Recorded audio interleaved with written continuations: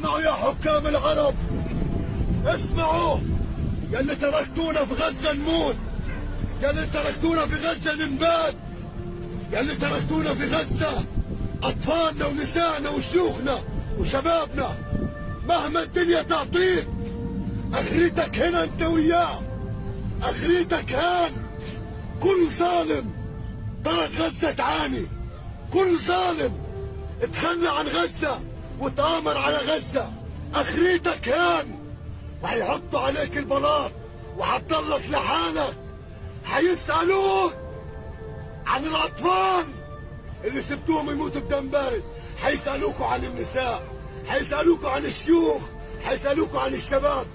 مهما تعلي يا حكام العرب اخرتكوا هان، وهينسكر عليكوا وتصير عتمة وكلكوا زلام.